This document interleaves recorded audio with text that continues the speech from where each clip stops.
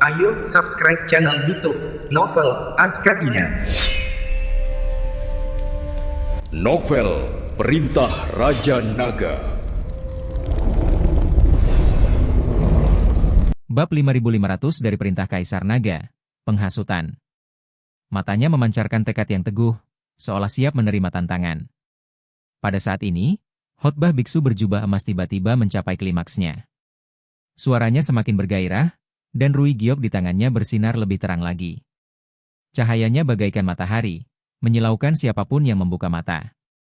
Bersamaan dengan itu, jubah emasnya berkibar tanpa angin, seolah ditopang oleh kekuatan misterius. Sekarang, aku akan membimbing kalian dalam menarik energi mendalam surga dan bumi ke dalam tubuh kalian, menembus hambatan kalian. Teriak biksu berjubah emas, suaranya bergema di udara bagai guntur. Setelah selesai berbicara, para biksu di sekitarnya mulai berlatih teknik mereka, mencoba menarik energi spiritual surga dan bumi ke dalam tubuh mereka. Wajah mereka berseri-seri penuh harap, seolah-olah mereka telah melihat harapan untuk menembus hambatan mereka. Namun, mereka tidak menyadari bahwa mereka sedang berjalan selangkah demi selangkah menuju jurang kematian. Di altar pengumpulan jiwa, rune berkelap-kelip, memancarkan cahaya yang menakutkan, seolah menyembunyikan segudang rahasia yang tak terpahami. Sekelompok biksu duduk bersila, ekspresi mereka terfokus dan agak fanatik. Mereka semua diselimuti atmosfer misterius, tenggelam dalam keadaan aneh yang disebut mendengarkan ajaran. Biksu berjubah emas menggumamkan sesuatu, dan cahaya Giok Rui tiba-tiba melonjak, seperti matahari kecil yang menyilaukan orang. Hati David menegang, dan firasat buruk muncul di benaknya. Dengan persepsinya yang tajam dan pengalamannya yang kaya, ia langsung memahami krisis tersebut. Setelah gelombang bimbingan ini selesai, sebagian besar benang jiwa para biksu yang hadir akan langsung terkuras habis. Sekalipun mereka bisa diselamatkan saat itu, kecerdasan spiritual para kultivator ini akan rusak parah, dan mereka akan menjadi mayat. Kita tidak bisa menunggu lebih lama lagi, pikir David dalam hati, tatapannya semakin tajam. Ia tiba-tiba membuka matanya, tatapannya seperti kolam yang dalam dan dingin, memancarkan ketenangan dan tekad yang tak terbatas. Api hitam putih tiba-tiba berkobar di sekelilingnya, bagaikan gelombang yang bergulung-gulung, langsung menyelimuti dirinya dan Humazi di sampingnya. Api hitam putih ini, hasil dari teknik kultivasi unik David, mengandung kekuatan yang luar biasa, mampu bertahan sekaligus menyerang. Bersamaan dengan itu, David memanggil pedang pembunuh naga miliknya, yang berkilauan dengan aura tajam. Dengan raungan, semburan energi pedang yang tajam, bagaikan kilat, menghantam alur di tengah platform. Meskipun tampak biasa saja, alur itu menyimpan rahasia tersembunyi. Itu adalah kunci formasi pengumpulan jiwa, yang terus-menerus menyerap benang-benang jiwa para kultivator. Berhenti. Raungan kultivator berjubah emas itu bergema bagai guntur, mengguncang seluruh altar pengumpulan jiwa. Meskipun ia buru-buru memblokir energi pedang dengan Rui Gioknya, rune hitam di bawah platform hancur berkeping-keping, retak beberapa kali. Benang-benang jiwa yang terus mengalir menuju alur tiba-tiba terhenti, seolah-olah ada tangan tak terlihat yang mencengkeram leher mereka. Para kultivator di sekitarnya tersentak dari keadaan mendengarkan ajaran mereka. Mereka membuka mata dengan bingung, menatap pemandangan mendadak di depan mereka. Mereka tidak mengerti mengapa seseorang tiba-tiba menyabotase terobosan mereka di saat genting ini. Melihat ini, sikap lembut kultivator berjubah emas itu langsung merosot, ekspresinya langsung berubah menjadi ganas. Matanya melebar marah saat ia menunjuk David, suaranya dipenuhi hasutan, rekan-rekan Taois. Orang ini sepertinya mata-mata iblis. Melihat kita memanfaatkan energi mendalam langit dan bumi untuk membantu kita menerobos, dia sekarang menyabotase kita. Jelas dia tidak ingin kita maju. Para kultivator yang kebingungan itu langsung murka. Mereka yang baru saja tersadar dari kondisi hipnosis mereka sudah kesal dengan kesempatan terobosan yang terganggu. Mereka telah lama menunggu terobosan ini, dan telah mengerahkan segudang upaya serta kerja keras, tetapi kini mereka gagal di saat-saat terakhir. Bisa dibayangkan betapa marahnya mereka. Bab 5501 dari Perintah Kaisar Naga, anjing menggigit Ludongbin, tidak mengetahui kebaikan orang lain. Setelah dicap sebagai mata-mata klan iblis oleh biksu berjubah emas, tatapan mereka ke arah David langsung dipenuhi permusuhan, seolah-olah David adalah musuh bebuyutan mereka. Siapa kau? Kenapa kau merusak rencana kami? Seorang pria kekar berjanggut lebat melangkah maju dan menghantamkan kapak raksasanya ke tanah, menimbulkan kepulan debu. Kapak itu memancarkan cahaya dingin, seolah-olah bisa membelah David menjadi dua kapan saja. Kurasa dia hanya iri karena kita mendapat bimbingan dari kuil. Biksu lain berjubah hijau menggema, tangannya sudah memegang pedang di pinggangnya, siap menghunusnya segera jika David bergerak sedikit saja. David mengerutkan kening, diam-diam mendesah melihat kebodohan orang-orang ini. Ia melangkah maju, mencoba menjelaskan, jangan tertipu. Rui Giok di tangannya memancarkan aura hipnotis. Rune di bawah platform adalah formasi pengumpul jiwa. Benang jiwa kalian sedang ditarik ke dalam guci jiwa di alurnya. Jika kalian menunggu lebih lama lagi, jiwa kalian akan direnggut. Namun, kata-katanya baru saja selesai ketika ia tenggelam dalam rentetan hinaan yang penuh amarah. Omong kosong.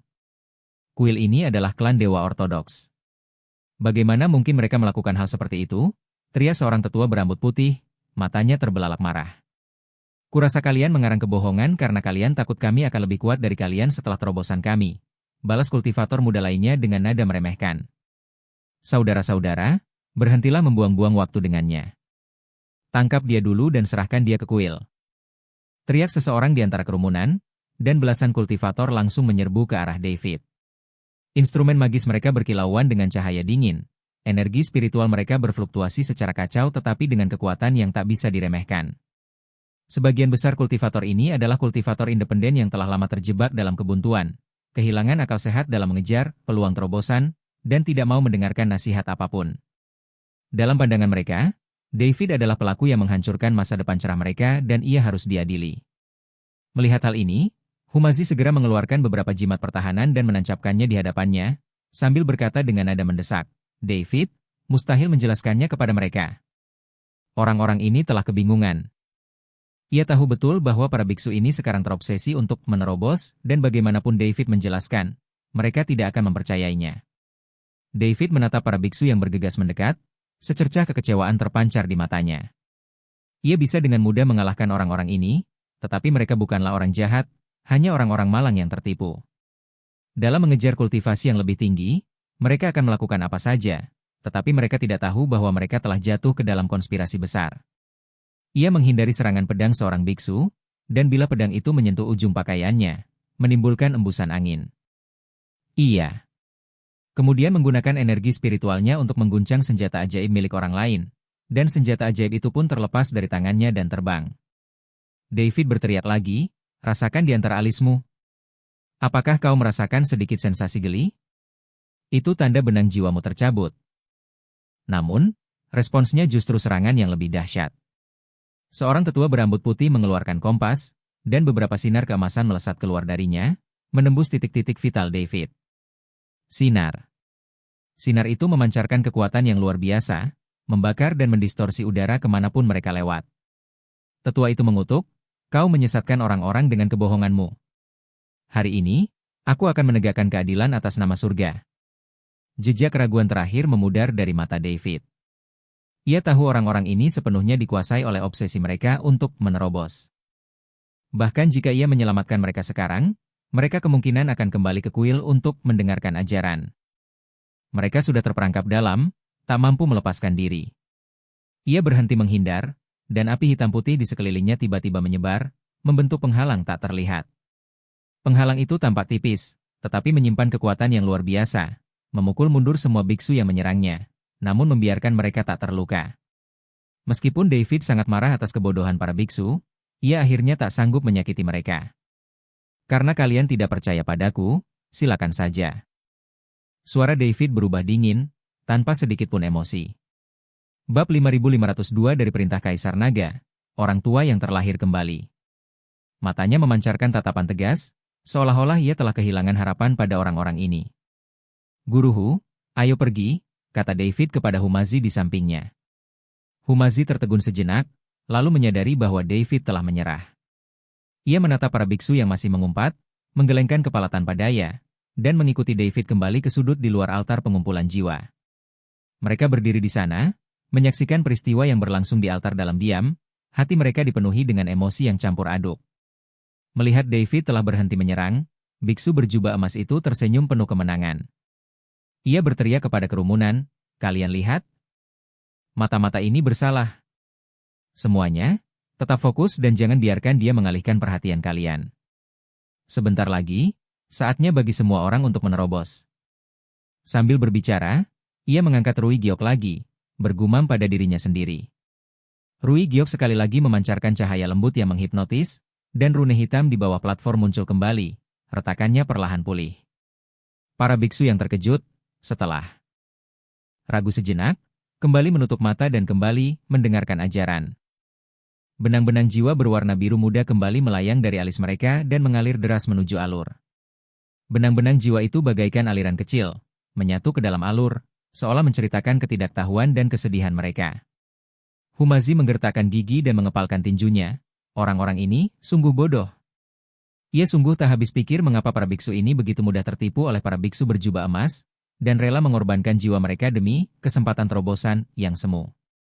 David menyaksikan pemandangan ini dalam diam, tatapannya tenang. Ia dapat melihat bahwa saat benang-benang jiwa mengalir ke dalam alur, guci jiwa yang berada jauh di dalamnya membengkak. Samar-samar ia dapat mendengar jeritan jiwa-jiwa di dalamnya, dipenuhi keputusasaan dan penderitaan. Guci itu pasti menampung jiwa-jiwa banyak kultivator. Jiwa-jiwa ini berjuang di dalam guci, mengeluarkan jeritan bisu yang tak seorang pun dapat dengar. Seiring berjalannya waktu, pancaran giok Rui semakin kuat, dan rune hitam di bawah platform tampak hidup, berkelap-kelip dengan cahaya redup yang menakutkan. Bagi para kultivator yang memejamkan mata dan berkonsentrasi, benang-benang jiwa yang mengalir dari alis mereka semakin tebal. Benang-benang biru pucat yang awalnya perlahan-lahan berubah menjadi rona putih keabu-abuan, pertanda bahwa esensi jiwa mereka sedang terkuras habis. Benang putih keabu-abuan ini, seperti aliran sungai yang tercemar, membawa aura yang tidak menyenangkan. Setelah sekitar 1 batang dupa, biksu berjubah emas itu tiba-tiba menarik kembali giok Rui, dan rune di bawah platform meredup seketika. Guci jiwa yang berada jauh di dalam alur kini telah melebar hingga setengah tinggi manusia, permukaannya dipenuhi pola-pola jiwa yang terpilin, menyerupai wajah-wajah penuh penderitaan. Tangisan jiwa yang memancar dari dalam terdengar teredam dan menyakitkan, seolah-olah jiwa-jiwa yang tak terhitung jumlahnya yang teraniaya sedang berjuang di dalamnya. Suaranya bergema di altar pengumpulan jiwa, mengirimkan rasa dingin di tulang punggung seseorang. Rekan-rekan Taois, selamat atas terobosan kalian. Biksu berjubah emas itu memasang senyum palsu dan membungkuk kepada kerumunan. Senyumnya memancarkan aura puas dan sinis, seolah-olah ia sedang mengagumi mahakaryanya sendiri. Para biksu membuka mata mereka satu demi satu, merasakan rasa ringan di sekujur tubuh mereka. Energi spiritual di dalam diri mereka tampak mengalir lebih lancar daripada sebelumnya, dan mereka benar-benar percaya bahwa mereka telah menembus kemacetan. Mereka begitu tenggelam dalam kegembiraan atas terobosan mereka sehingga mereka sama sekali tidak menyadari betapa berharganya sesuatu yang telah mereka hilangkan. Seorang biksu bercelana pendek kasar dengan gembira mengepalkan tinjunya. Terima kasih, Abadi. Aku merasa kemacetanku benar-benar telah pecah. Wajahnya dipenuhi kebahagiaan, seolah membayangkan masa depan gemilang dengan kemajuan pesat. Biksu parubaya lainnya begitu gembira hingga air mata menggenang di matanya. Aku telah tertahan di puncak alam abadi duniawi selama 3 tahun, dan hari ini akhirnya aku berhasil. Abadi, kebaikanmu yang luar biasa takkan pernah terlupakan. Ia berlutut dengan suara plop dan bersujud berulang kali kepada biksu berjubah emas, seolah biksu berjubah emas itu adalah orang tuanya yang telah terlahir kembali.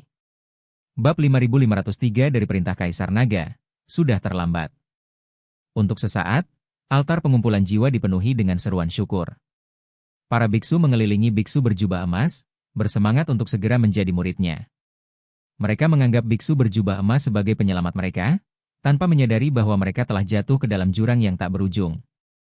Biksu berjubah emas melambaikan tangannya dengan pura-pura rendah hati, tetapi kilatan keganasan terpancar di matanya. Orang-orang ini telah kehilangan sebagian jiwa mereka, dan aliran energi spiritual yang lancar hanyalah ilusi sementara. Tak lama kemudian, mereka akan menyadari bahwa kultivasi mereka telah menurun, bahkan kecerdasan spiritual mereka telah rusak. Saat itu, mereka akan menjadi nutrisi dalam guci-guci jiwa.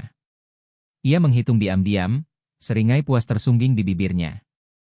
Bodoh. Dari sudut, suara David, yang dibumbui sarkasme dingin, terdengar jelas di telinga semua orang. Suaranya bagai guntur, menghancurkan harmoni palsu altar pengumpulan jiwa. Para biksu langsung terdiam, menoleh ke arah David, wajah mereka menggelap. Rasa tidak puas karena diganggu oleh David kembali membuncah di hatinya, dan pria kuat berjanggut itu berkata dengan marah, Kau lagi, pengkhianat. Apa hubungannya terobosan kami denganmu? Apa kau iri pada kami? David mengabaikan pria kuat itu, menatap lurus ke arah biksu berjubah emas, nadanya penuh keagungan yang tak terbantahkan. Serahkan guci jiwa itu. Tatapannya bagai dua pedang tajam, menusuk jantung biksu berjubah emas, membuatnya berdebar kencang. Wajah biksu berjubah emas itu berubah, lalu berpura-pura bingung. Apa katamu, rekan Taois? Guci jiwa apa? Aku tidak mengerti. Sambil berbicara, ia mundur perlahan. Tangannya sudah menyentuh jimat komunikasi di pinggangnya. Ia tahu kekuatan David, jadi ia harus memberitahu Master Istana ke-6. Selama ia menunda sebentar, ia bisa menunggu dukungan dari Istana ke-6. Biksu berjubah emas itu berdoa dalam hati, berharap Master Istana ke-6 segera datang untuk menyelamatkannya. Tidak mengerti, cibir David, sosoknya tiba-tiba menghilang.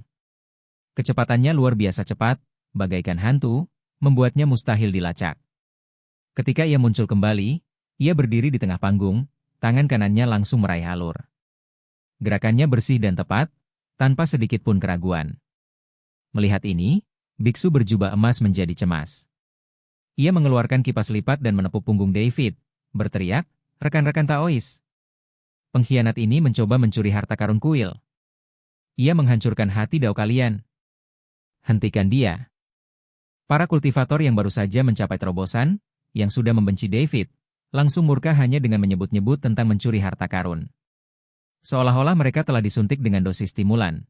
Lebih dari selusin kultivator secara bersamaan menyerbu David, instrumen magis mereka melonjak. Meskipun energi spiritual mereka tidak setajam sebelumnya, energi itu masih membawa keganasan tertentu. Tanpa menoleh, Davito tiba-tiba memancarkan tekanan yang luar biasa.